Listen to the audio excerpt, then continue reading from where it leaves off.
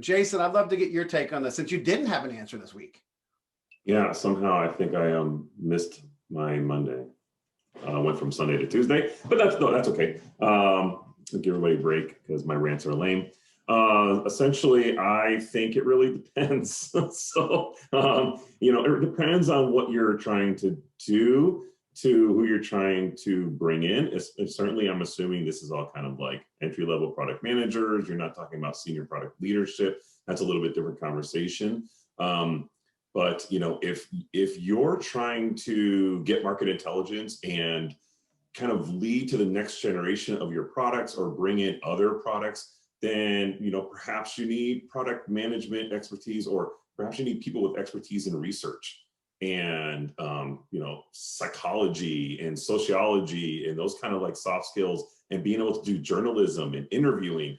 Those are skills that are hard to come by. So, you go into their college, what do? They take journalism classes. Did they write any papers, or they had to do research for these papers with talking to human beings? These are great skills to have for product managers if you're trying to gather market intelligence to create new products. If you're trying to evolve your current product set, then perhaps they need to be more development oriented. And so I really think it just depends on what you're trying to accomplish with your product as an organization before you start bringing on new product managers.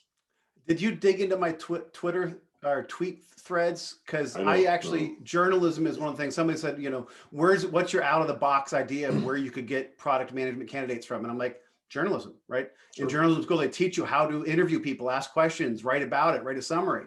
I think it could be a great way to go about that. So those were sort of the broader questions. So the next round of questions, we had some people, Steve and John, talking about the process of the first hire, the first time they made a product management hire. And Steve was ranting about his recruiter not having a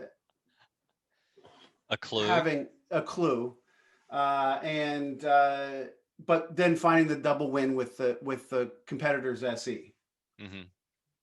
So talk to me about how that made a template for you moving forward. Yeah, maybe it's just me, but I've had terrible history with recruiters. They seem to be the worst possible salespeople.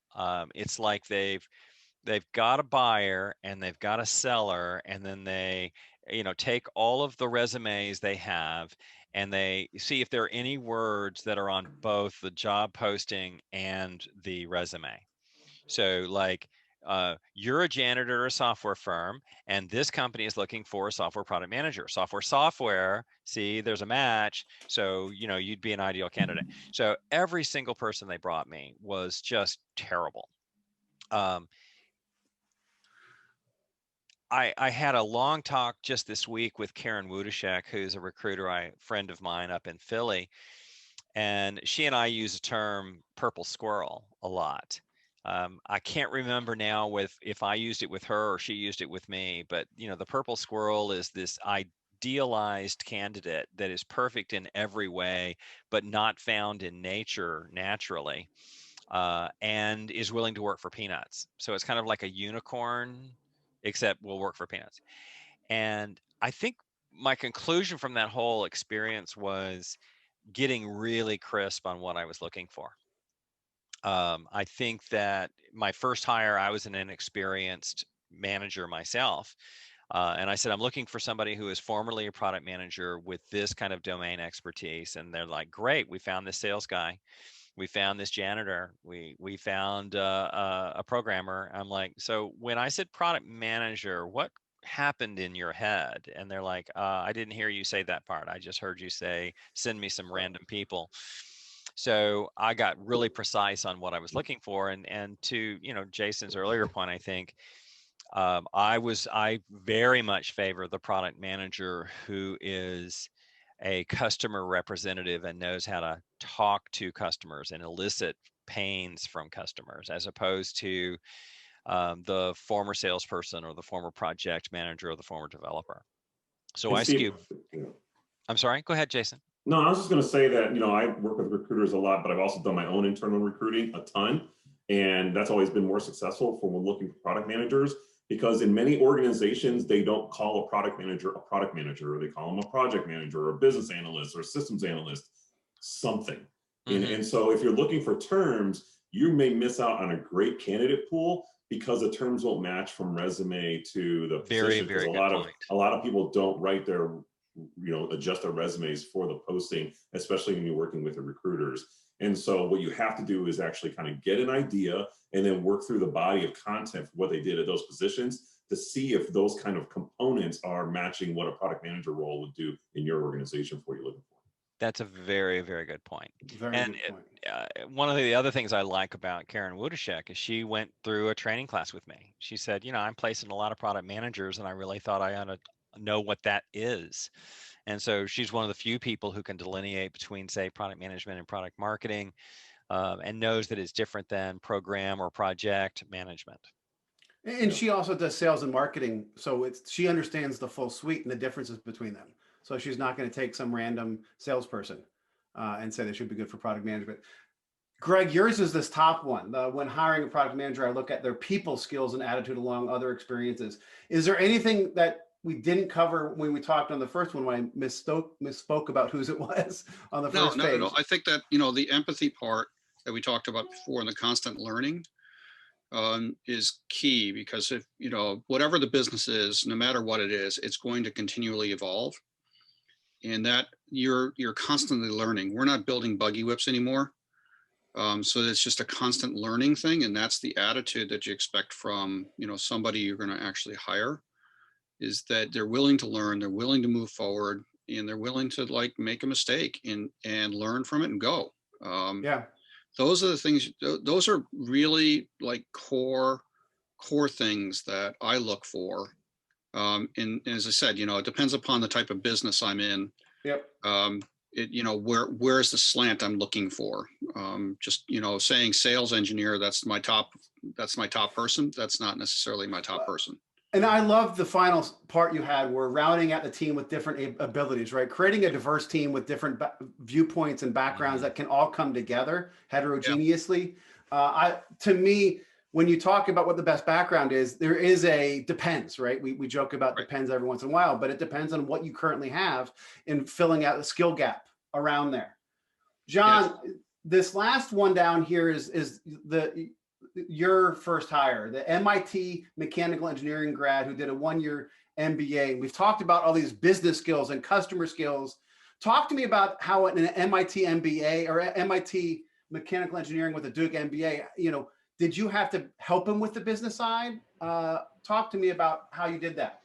Yeah, so I think part of what I liked about him is because he had a slightly more robust version of my background. I started as a computer engineer at Georgia Tech and then switched to their management program, and then got an MBA at Emory. The line I use is that I figured out, and it took me too long to figure out, that I need to walk the line between propeller head and suits to be happy. The business and tech balance, and product management can be that perfect balance. And he rolled in the door with basically that same mentality, essentially. It was clear that he had the chops to be a mechanical engineer, but the desire to work more in the business sense and business side of things, like understanding customers and working with them, as opposed to just cranking out machines. And I think that's what really attracted me to him. So then all I had to do was teach him what product management was and how we go about it. I think we sent him through pragmatic marketing to give him some of those fundamentals, and then we just figured out how to operationalize it in our organization, because he had all of the right, the thirst for learning, the empathy for other people, systems thinking, all the things we talked about. They just sort of showed up there. Well, I have a question. Well, I mean, being an engineer myself with an engineering background, they teach you, how to attack a problem. But a bigger question is is it required to have an MBA to be a product manager? God, no. There's tons of excellent product managers that don't have MBAs. I totally agree with that. But if you look at Steve, you're kind of going through job descriptions and things like that. It's oh, MBA. I'm wait a minute, hold on a second. I'm wait a minute about this MBA thing. Is it necessary? Is it actually critical to be a really good product manager? I don't believe so. I really don't. No, I think there are companies that actually put a strike against you if you have an MBA and you want to be a product person. Mm-hmm. They think that Well, you're if you too want somebody, businessy. Yeah. yeah, if you want somebody who definitely thinks inside the box, look for an MBA. See, Steve, I take offense at that a little. I mean, I'm an MBA. And I'm not. I went back full time. An interesting thing for me is I had my internship at a technology division of GE Information Services, now GXS, the big EDI company. Actually now OpenText, part of OpenText. And my hiring manager, when I got the full-time job there, hired me to be a market research analyst. And he said, I know the glory job is going to be that product management title. And I had other friends who were getting product management or product marketing titles. He says, let me tell you this, come in and learn how to do market research and market analysis and competitive analysis from the ground up at GE. And you're going to have a better foundation for how you can do product management. And for me, it really was about how to do that, how to understand markets. And that was my first step into, really being market driven, was the way GE taught me to do that. Mhm. And the MBA, and that's where my Drucker stuff comes from, is the MBA stuff. But I think that being said, I agree completely that an MBA is sometimes not the right fit. Often because many MBAs have that know-it-all mentality. Mhm. That So, was the thing I was going to layer on, actually, is you have to have intellectual humility to be a product manager, because if you think you're Curiosity. always right, Yep. yeah, if you think you're always right, you will fail a lot. Good The- point. Yeah, my point was that I don't think that an MBA is absolutely required. It depends upon what you did with your MBA and what you studied and all those things that really enhances your ability to be a product manager. But that humility, John, that humility is Mhm. oh That's boy. brilliant.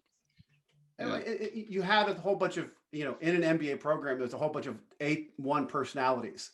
So you need to have, learning how to, that humility is key. So But before you leave that point, I will add one more factoid. Somewhere between 42 and 45% of product managers have MBAs. Mhm. So whether that's a good thing for their ability is one thing, but it certainly seems to help you get hired. I mean, if it yeah, comes down to a kind of if it comes down to I've got two people, they're both roughly the same, it looks like the hiring managers are skewing for the the MBA, MBA. particularly right now when there are so many people interested in being in a product management role, that if you've got 100 candidates that all seem pretty good, filtering them out on certification or education seems to be a quick way to cut a list of 100 down to a list of 10. The other thing it does is it is a signal that there is a thirst for continued learning, at least. Right. Yeah. Both the certification and the MBA do that. So Yeah, I was going to It's say also, the continued learning part is really the key of It everything. is. Yeah. It's also a signal for required initial budget to hire that person who has an MBA expecting more. And they will. I mean, an MBA makes 10% more than the equivalent candidate without the MBA. So, Mhm. if you're thinking about, gosh, should I spend $100,000 on an MBA? Well, you've got a 10-year return on investment. And I will say that the best business skills I got were not from my MBA program. They were from GE and FP.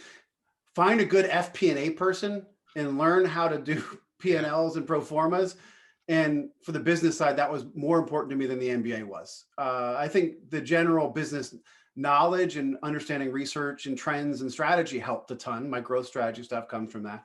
But, I think it can be overcome. But to your point, Steve, it also it's a check mark on a lot of places as well.